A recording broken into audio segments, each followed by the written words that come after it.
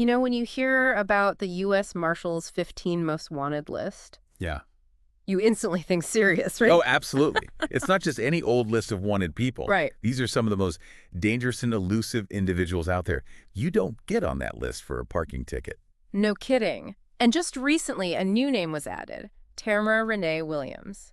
And that really makes you wonder, what did she allegedly do to land on that list? What makes her case so important that it needs this kind of attention?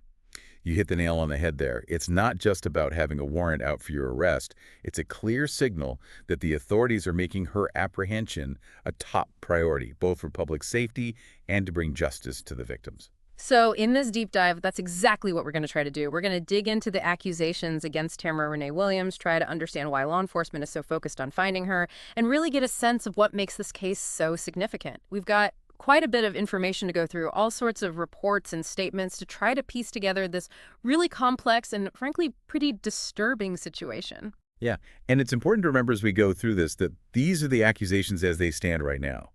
But the fact that the U.S. Marshals have made the decision to elevate this to their 15 most wanted list says a lot about how seriously they're taking it. Definitely. Okay, so let's start at the beginning. The event that really kicked off this whole thing, the 2018 murder of David Carter in Melvindale, Michigan. Can you give us a rundown of what we know about what allegedly happened? Well, it all started back in September of 2018 when David Carter went missing. Authorities believe, and this is based on the investigation and the evidence they've gathered, that Tamera Williams was involved in his death. And it's not just about the killing itself, right? The accusations go way beyond that. That's right. The allegations are that she not only shot and killed him, but she also dismembered his body. Oh my gosh. Yeah, it's a really gruesome detail. Hmm. And then, to make matters even worse, it's alleged that she disposed of his remains along Interstate 75 in Ohio. It's just awful. It's hard to even imagine something like that happening. Absolutely.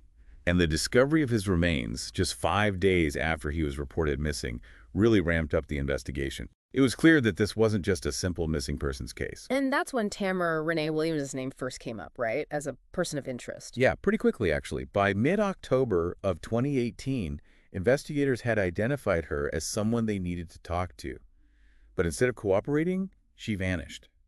And she's been missing ever since. Which brings us to the present day and this big development, her addition to the U.S. Marshals 15 Most Wanted list. Why now, though? I mean, it's been years since the crime happened. What changes in a case to warrant this kind of escalation? It's a good question.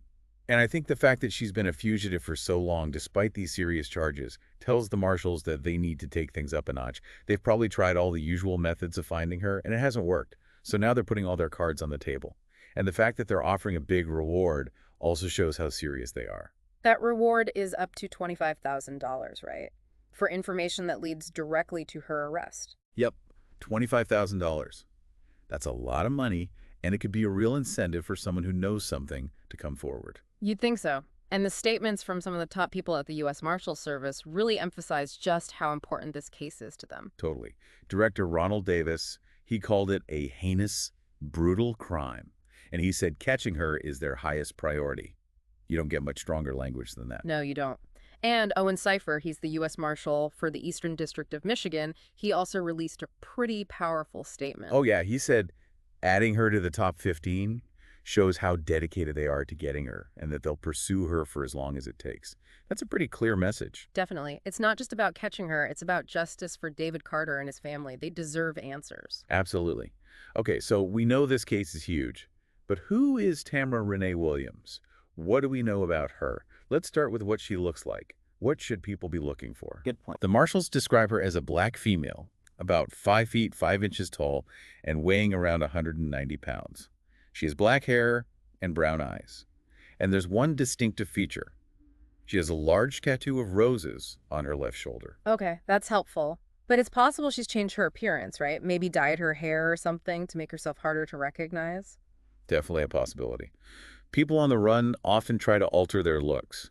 And she's also known to use different names. That's another common tactic to throw people off. Makes sense. So what names has she gone by? They've listed Tammy, Renee, and Tamra Hood as aliases she might be using. So it's not just her face people need to be aware of, it's these different names too. Makes things a lot trickier. For sure. It's like trying to find a needle in a haystack that can change its shape. Exactly. Okay, so beyond her looks and the names she might use, what else do we know about her life? What did she do for work? Where did she live? Well, we know she worked in the medical field as a phlebotomist. And this is interesting. She also worked as a travel agent. A travel agent. Huh. That actually makes sense in a way. Knowing how to travel, book flights, maybe even disappear, it's almost like a skill set for someone on the run. You're totally right. It could definitely give her an advantage. Think about it. Knowing about transportation, hotels, maybe even how to get fake documents. Wow, she might be really good at staying hidden. So, geographically, where might she be? Does she have ties to any specific places? The marshals say she's a bit of a world traveler with connections all over the U.S., but they specifically mention Brooklyn, New York, and Atlanta, Georgia. So they're looking all over, but those are two hotspots. And there's also something about her being involved with the Order of the Eastern Star. What's that about? Yeah, it's a fraternal organization, kind of like the Freemasons, but open to both men and women. Okay. Do a lot of charity work and community stuff. And her being closely involved in that could mean she has a whole network of people she knows, maybe even people who would help her without knowing the whole story. That's a good point. It's not always about people intentionally helping a fugitive. Sometimes they just don't know the truth. And they might be more likely to trust someone they know through an organization like that. Exactly. It adds another layer of complexity to the search. Yeah. And there's one more really important thing that the authorities have stressed. Tamera Renee Williams should be considered armed and dangerous. Yeah, that's a pretty serious warning. What makes them think that? It usually means they have reason to believe she might have a weapon and that she's willing to use it. It could be based on evidence from the investigation, how she acted before she disappeared, or even just the nature of the crime she's accused of. So if anyone sees her, they shouldn't approach her, right? Absolutely not. They should call 911 immediately. This case has also been all over the media, even before she made it onto the most wanted list. Do you think that helps or hurts the investigation? That's a good question. I mean, it definitely keeps the case in the public eye, which could lead to new tips, but it also makes it harder for her to hide. It's a double-edged sword for sure.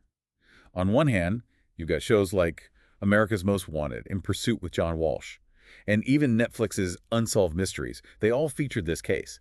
That kind of exposure can be huge. Yeah, millions of people watching. Someone's bound to recognize her. But on the other hand, she knows they're looking for her, so she's probably even more careful. Absolutely. It makes her job of staying hidden a lot harder. And it's interesting that they keep revisiting the case on these shows. It shows they're not giving up. Not at all. Every time it airs, it's a chance for someone with a piece of the puzzle to come forward. Okay, let's talk about the charges against Tamara Renee Williams. It's more than just murder, right? Right. She's facing first-degree murder, of course, but there's also mutilation of a body, tampering with evidence, and disinterment of a body. Each one of those is a serious charge on its own. It really paints a picture of a calculated and disturbing crime. And it makes you realize how much work goes into investigating something like this. Oh yeah, it's not just about finding the person responsible. It's about collecting evidence, piecing together what happened, and building a case that can hold up in court. And sometimes that takes years. So what should someone do if they think they have information about this case, even if it seems small or unimportant? Don't hesitate. Call the U.S. Marshals. Their tip line is open 247. The number is 1-877-WANTED-2. That's 1-877-WANTED-2. That's 1-877-926-8332. Got it. And it's important to remember that even the smallest detail could be the missing piece that cracks the case wide open. It could be the thing that finally brings justice for David Carter and his family. So, to sum up our deep dive today, we've talked about the horrible murder of David Carter back in 2018, the really serious accusations against Tamara Renee Williams, and the huge effort to find her, which has now landed her on the U.S. Marshals 15 Most Wanted list. We've also looked at the reward being offered, where she might be hiding, and some details about her life and her connections that might be helping her stay under the radar. And all the media attention on this case shows that people are still determined to see this through, to get answers and hold someone accountable. It's a really fascinating case, but it's also incredibly sad and disturbing. And it makes you think, with all the resources they have, why is it so hard to find her? What makes someone so good at disappearing? And what does it say about the world we live in now, where it's easier than ever to travel and stay off the grid? These are questions I think we all need to be asking. I agree. It's a reminder that even in a world where we're constantly connected, there are still shadows where people can hide. And sometimes finding them takes more than just technology. It takes the public's help. a bit of luck, and a lot of persistence. Definitely. Well, thanks for breaking all of that down for us. It's been really insightful. My pleasure. It's a case that deserves our attention, and hopefully by talking about it, we can help bring it to a resolution. I hope so too. And to everyone listening, if you have any information, please contact the authorities. Even the smallest detail could make all the difference. Absolutely. Don't underestimate what you might know. That's great advice. And for everyone listening, stay safe out there, and we'll see you on our next deep dive. See you then. Bye. Bye.